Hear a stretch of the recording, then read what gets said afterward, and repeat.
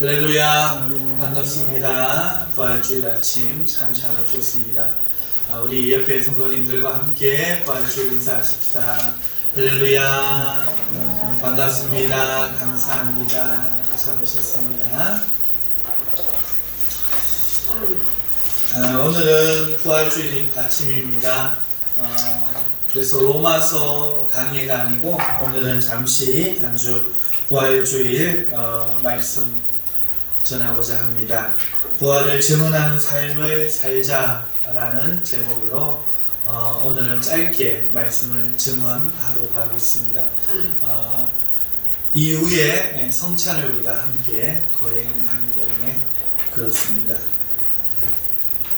오늘 저희가 읽은 성경은요, 사도행전 24장 10절에서 21절 말씀인데요. 이 말씀을 부활주일 메시지로 전한 이유는 부활주일의 의미를 주님이 단순히 부활하셨다 하는 그 사실에 대한 메시지보다 오늘 우리 삶에 나타내고 믿고 살아가며 그 부활주일의 기쁜 의미를 되새기며 살아가는 삶이 되자 하는 말씀을 전하려고 그렇게 했습니다. 여러분, 부활주일이 뭐죠? 부활주일 아마 모르는 사람 없지 싶습니다. 예수님이 무덤에서 사흘 만에 다시 살아나신 날, 이것이 부활주일입니다. 부활주일의 의미는 무엇일까요? 여러분에게 부활주일은 어떤 의미를 주고 있습니까? 이 부활주일이 오늘 우리의 삶에 어떤 역할을 하고 있나요? 그것이 오늘 메시지의 중요한 질문이다 할 수 있겠습니다. 부활주일의 의미에 대해서 사도 바울의 모습을 통해서 오늘 그 메시지 하나만 증거하려고 하는데요. 오늘 읽은 이 본문의 말씀은요, 이러한 배경에서 이루어졌습니다. 복음을 전하고 있던 바울은요, 예루살렘에 가려고 합니다. 왜냐하면 예루살렘이 큰 기근이 들어서 그렇습니다. 그래서 이 기근을 돕고자 각 복음이 전파된 지역에서 구제 헌금을 모아가지고 예루살렘으로 왔습니다. 기도를 하시는 분들이 말렸어요. 사도 바울이요, 가시면 잡힙니다. 죽습니다. 안 올라가셨으면 좋겠습니다. 또 사도 바울 자신도 자신이 위험에 처할 수 있다는 사실을 알고 있었습니다. 그래서 자신이 에베소를 떠날 때에 복음을 전했던 각 지역의 장로들을 다 모아서 눈물로 고별 인사도 하기도 했죠. 그렇게 구제헌금을 가지고 방문한 예루살렘에서 들은 첫 번째 소식은 유대인들이 바울을 해치려고 한다는 소식이었습니다.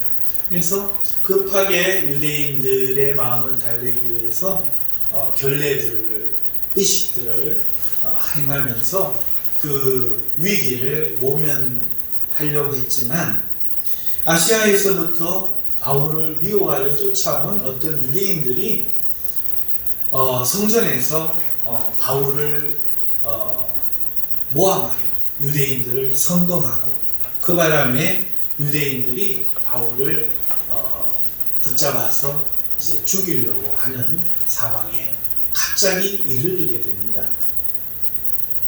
온 예루살렘과 유대인들이 별거 아닌 바울 한 사람의 일 때문에 뒤집혀 버립니다. 자, 이렇게 소동이 일어나자 글라우디오 루시아라고 하는 군대 천부장이 백부장들과 함께 군사를 데리고 진압에 나섰습니다. 나가보니까 바울 한 사람을 유대인들이 죽이기 위해서 대단히 분노해 있는 것입니다. 여러 가지로 재판을 진행하고 고발을 듣고 했지만 아무리 봐도 죽일 만한 이유가 없지만 바울을 때려서라도 자백케 하고 유대인들을 좀 진정시키고자 했습니다. 이게 정치인들의 어떤 모습이잖아요. 대다수를 위해서 소수를 희생시키는 거죠. 그때 바울이 나는 로마 시민인데 로마 영주권자인데 네가 나를 재판도 하지 않고 매를 때리려고 하느냐 하는 말에 이 천부장이 깜짝 놀랍니다. 로마 사람을 때릴 수 없어요. 그러면은 그것은 로마에 대한 반역이 되거든요. 그래서 이 천부장이 자기는 돈을 주고 겨우 로마 시민이 되었는데 너는 어떻게 그렇게 로마 시민이 될 수 있었느냐 물으니 바울이 나는 나면서부터 로마 시민이다 이렇게 이야기를 해줘요. 천부장이 이것을 알고는 바울을 호송하려고 길리기아 영지에 사는 그 로마 시민인 줄 알고 가이사랴에 거주하고 있는 이 벨릭스 총독에게 이 바울을 기병대와 보병을 붙여서 호송합니다. 이 벨릭스 총독이 바울을 만나서 그가 길리기아 영지 로마 시민임을 알고는 그를 고발하는 사람들이 오기까지 헤롯 유대 왕 헤롯 궁에 그를 감금시켜요. 재판 전에 잠시 거기에 감금을 시킵니다.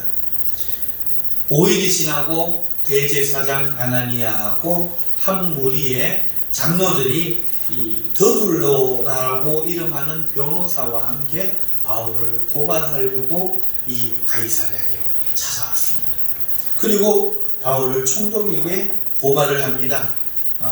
그 이유가 그 내용이 오늘 24장 1절부터 펼쳐지는 내용이에요.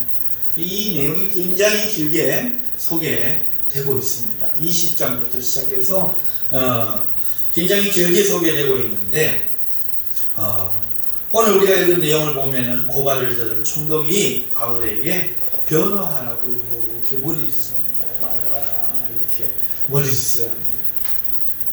그것이 우리가 읽은 10절 말씀이고 그 이유가 오늘 읽은 이유가 바울이 벨릭스에게 한 자신의 변호 내용이에요. 나는 잘못한 거 없다.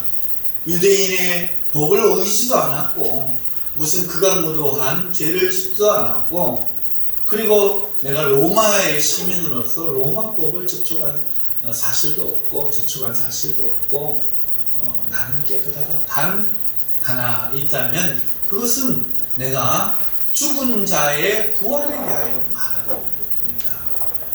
이것이 일반 상식과 어긋난다면 어긋날 뿐 이것은 잘못이 아니다. 왜냐하면 오늘 여기에 모인 바리새인들조차도 이 유대인들조차도 반은 사두개인 반은 바리새인인데 반은 부활을 믿는 사람들이죠. 바리새인들은 부활을 믿었거든요.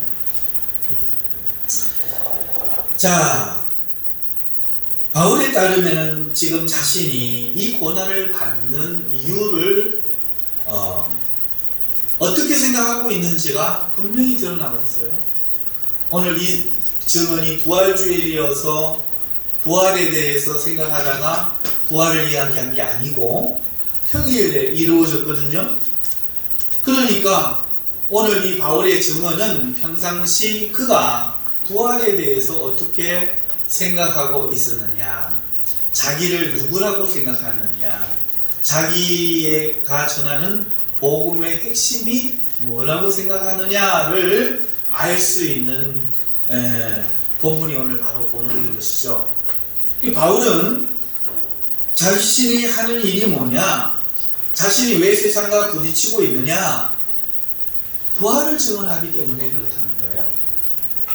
21절을 우리 다시 같이 한번 읽어보시죠. 사도행전 24장 21절을 같이 한번 읽어보시죠. 시작. 오직 내가 그들 가운데 서서 외치기를 내가 죽은 자의 부활에 대하여 오늘 너희 앞에 신문을 받는다고 한 이 한 소리만 있을 따름이다. 내가 신문을 받는 이유, 유대인들이 고발했기 때문이다. 고발의 내용이 뭐냐? 우리 저 사람이 나라를 선동하고 지키지 못할 것을 말하고 막 여러 가지로 고발은 많은데 바울은 어떻게 정의하느냐? 내가 부활을 말한다는 거죠. 부활을 말한다 하는 것입니다. 신문을 받는 이유는 내가 죽은 자의 부활에 대하여 한 이 한 소리, 이것만 신문의 이유가 되고 있다, 이렇게 말하고 있는 것입니다. 세상의 지배자 앞에서요, 그리고 자신을 고발하는 하나님을 헛되이 섬기고 있는 유대인들 앞에서요, 바울이 자신의 신앙의 핵심, 오늘 자신이 걷고 있는 이 길의 중심, 그리고 트러블을 일으켜 자기가 목숨을 잃을 수도 있는 그 이유는 바로 죽은 자의 부활이라는 거죠. 오늘 우리가 부활주일을 맞아 부활주일 예배를 드리고 있습니다. 여러분이 누구라고 생각하십니까? 예수님을 믿는 자. 그 믿는 것의 핵심이 뭐라고 생각합니까? 하나님 죄를 사하여 주셨습니다. 그래서 우리는 구원받습니다. 할렐루야. 그 구원의 핵심이 뭐라고 생각합니까? 부활하는 거야. 부활입니다. 그래서 우리의 선배 바울은 이 부활에 목숨 걸고 이 부활을 전하기 위하여 지금 유럽과 아시아 전 지역을 목숨 걸고 다니면서 모험하면서 여행하면서 부활을 증언하고 있다. 그리고 자신의 조국 예루살렘, 유대 예루살렘에 돌아와서도 이 부활 때문에 역시 죽을 위기에 처했고 오늘 이 가이사랴에까지 오게 되었다, 이렇게 말하고 있는 거죠. 과연 뭐 때문에 바울은 이 부활을, 우리가 아는 그 부활인데 그 부활을 가지고 이렇게 오랜 시간 전도의 여행에 목숨을 걸고 고국에서조차 자신의 동포, 자신의 민족으로부터 미움을 받고 죽을 위기에 처했는가? 정말 부활이 그만한 의미가 있는가? 오늘 우리가 부활주일날 부활주일 예배 드리러 올 때에 이러한 의미가 우리의 심정에도 담겨 있는가? 도대체 바울은 부활에 대해서 어떻게 생각하기에 부활이 그러한 삶을 살도록 만드는가? 오늘 우리는 부활에 대해서 어떠한 삶의 원동력을 얻어 살아가고 있는가? 여러분, 부활에 대해서 말할 때 오늘 저는 결론적으로 박노천 성도님을 생각했어요. 오늘 이 중에서 박노천 성도님을 모르는 사람 한 분 말고는 안 계십니다. 제가 제 할머니나 제 어머니나 또 다른 분 간증해봐야 여러분들이 모르니까 신기하구나 그랬겠죠. 그런데 박노천 성도님은 여러분들이 그분이 소천하시기 전까지 대화했고 함께 예배했고 함께 밥을 먹었던 사람들 아닙니까? 여러분, 박노천 성도님은 그 전에 예수님을 믿지 않던 사람이었어요. 예수님을 전혀 믿지 않고 교회도 다니지 않던 그런 분이었는데 갑자기 예수님을 믿었습니다.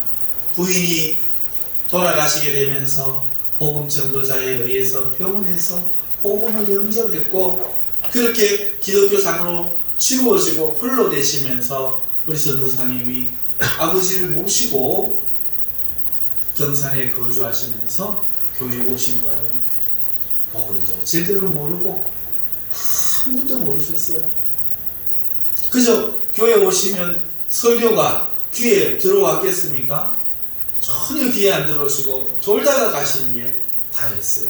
그러나 그가 마지막에 돌아가시면서 저희에게 보여주셨던 모습은 제가 영상을 찍어 여러분들에게 보여드린 것처럼 깜짝 놀랄 만한 모습이었습니다. 박노천 성도님은 고관절 뼈가 넘어져서 부러졌는데 그 뼈가 붙는 동안에 기다리면서 병원에서 항생제의 부작용으로 내장에 구멍이 뚫리는 천공이라고 하는 굉장히 고통스러운 상황을 맞게 되었습니다. 그래서 돌아가셨는데 중요한 것은 그가 그 고통의 상황 속에서도 전혀 고통을 느끼지 못했다는 거예요. 죽음을 두려워하지 않았다. 제가 박노천 성도님을 대학병원으로 모시고 다시 모시고 가서 거기 응급실에서 임종을 하기 바로 직전 그에게 살라고 하나님 살려주실 것이라고 말하지 않고 이렇게 말했습니다. 이제 곧 박노천 성도님은 하나님이 부르실 터인데 하나님을 보낸 천사가 올 겁니다. 오면 손을 잡고 미련을 다 버리고 기쁨으로 올라가십시오. 그 육성을 여러분들이 다 들으셨죠? 앞에 어떤 여자분은 울며 학을 쓰며 욕을 하며 죽음을 거부하고 있는 그때의 평안한 얼굴로 네 무조건 하고 저는 주님 믿고 목사님 믿고 예수님 믿습니다. 전혀 아파하지 않았습니다. 전혀 죽음을 두려워하지 않았습니다. 그리고 영생병원으로 가망이 없어서 이송 후에 자는 듯이 그렇게 소천하셨어요. 병원에서는 그게 불가능하답니다. 얼마나 아픈지 모른답니다. 사는 성도 여러분, 그가 무슨 교리를 알았을까요? 로마서의 강해를 다 이해했을까요? 제가 교리보다도 성경 공부보다도 더 중요한 것은 오직 믿음이라고 말하는 이유가 여기에 있는 거예요. 오늘 우리에게는 믿음만 있으면 충분합니다. 무슨 믿음입니까? 부활의 믿음. 그 믿음이면 충분하다는 것이죠. 세상 사람들은 죽음을 두려워해요. 외면하거나 두려우니까 외면하는 거예요. 생각 안 하고 사는 거죠. 아니면 죽음을 두려워하여 오래 살려고 대비하면서 벌벌 떨면서 살아갑니다. 하지만 그러면서도 그들은요 죽음을 거스릴 수 없는 운명으로 받아들이고 있어요. 외면하면서도 받아들이고 거부하면서도 받아들이고 두려워하면서도 받아들이고 그렇게 죽음은 지금 이 순간에도 인식이 되면서도 전혀 거부감 없이 전혀 문제감 없이 죽는 건 마땅하게 받아들여지고 있다는 거예요. 코로나로 인해서 죽은 사람이 얼마나 많습니까? 교통사고로 얼마나 많이 죽어가고 지금도 전쟁으로 인해서 지금 얼마나 러시아와 우크라이나 병사들과 국민들이 죽어가고 있습니다. 사랑하는 성도 여러분, 지금 죽음은 현실의 문제란 말이죠. 그런데 너무도 이상하게 아무도 심각하게 생각하지 않는다는 거예요. 내가 오늘 죽을 수도 있고 내일 죽을 수도 있다는 이 사실, 반드시 죽는다는 이 사실을 심각하게 생각하지 않는다는 거죠. 그러고 있는 유대인들에게, 로마인들에게 바울은 부활을 말합니다.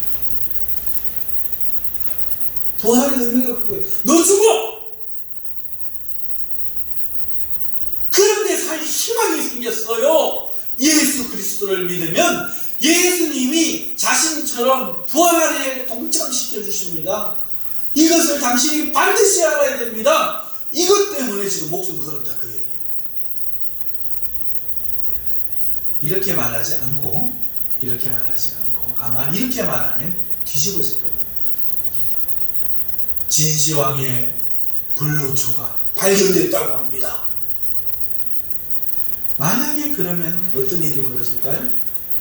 그렇죠. 온 나라 사람들이, 힘 있는 사람들이, 돈 있는 사람들이 막 벌떼같이 일어나가지고 죽지 않고 영생케 하는 그 불로초 찾으려고 몰려들겠죠. 그런데 부활은 어떤 거죠? 죽음을 이기고 살아나 영원토록 영광스러운 세상에 살게 하는 힘 아닙니까? 이게 바울의 가슴을 뛰게 하는 거예요. 인류의 문제를 해결하신 예수님, 무덤 문을 열고 그가 살아나왔다가 아니라 온 인류의 죽음의 그 문을 열어제키고 줄줄이 고구마같이, 줄줄이 감자같이 그 믿음의 줄을 당기기만 하면 너도 살고 나도 살고 너도 살고 나도 살고 아버지도 살고 어머니도 살고 이렇게 살아나는 사람들이 줄줄이 달려나오는 길이 열렸다 이거예요.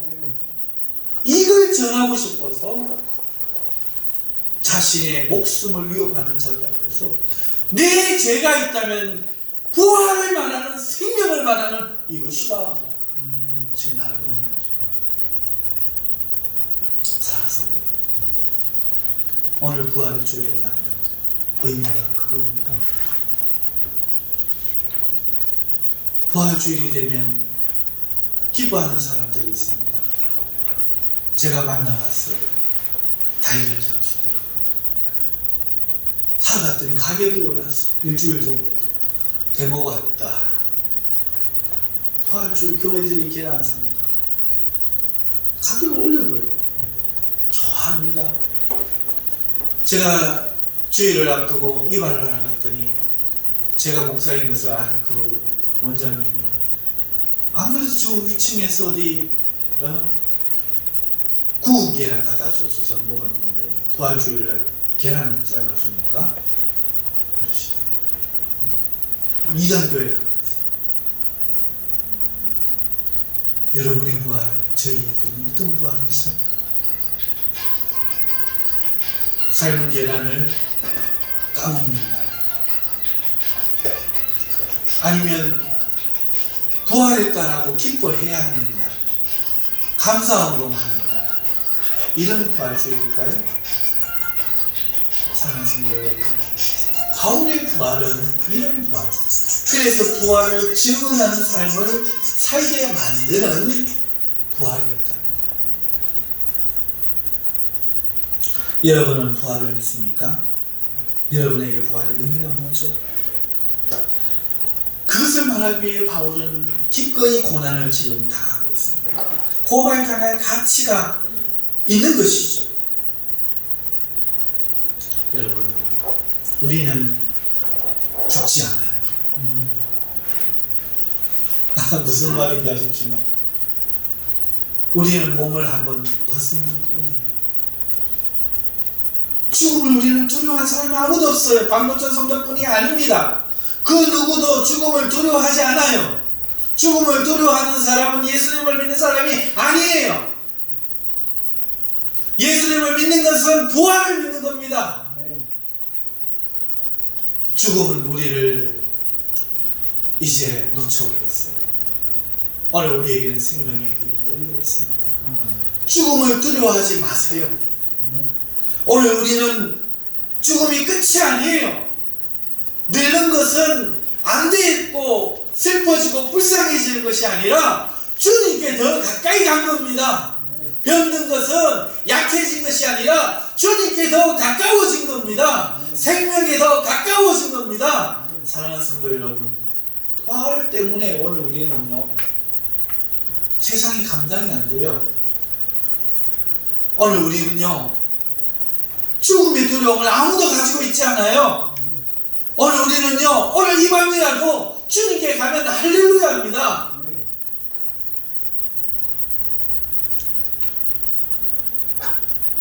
내일 복권에 당첨돼서 돈 찾으러 갈 사람이, 로또에 당첨된 사람이 오늘 오늘 당장 돈을 못 찾아서 집안이 가난해서 돈이 없다고 좌절해 자살하겠습니까? 울겠습니까? 기꺼이 참 우리의 삶이 그런 거예요. 우리에게는 화려한 천국의 영광의 삶이 펼쳐져 있고 약속되어져 있고 주어져 있습니다. 부활이 그런 의미입니다. 그리고 오늘은 부활주일 우리가 성찬을 하는데 성찬이 뭡니까? 그 주님과 이 부활의 주님과 하나가 되는 연합, 하나 됩니다. 그것이 바로 성찬의 의미죠. 그래서 오늘은 여러 부활주일의 사건들과 그런 것들을 증언하기보다 짧게 부활주일의 의미를 되새기면서 오늘 우리가 부활주일에 나가는 것은 바로 이 문제를 해결한 감격과 기쁨, 그리고 그렇게 해주신 주님과의 성찬의 연합의 의미, 이것임을 말씀드립니다. 사랑하는 성도 여러분, 이제 우리는 절망이라고는 없습니다. 오늘 우리에게는 새로운 생명, 새 생명만 남아있습니다. 복된 부활주일에 기쁜 예배자가 다 되시기를 주님의 이름으로 축원합니다. 네.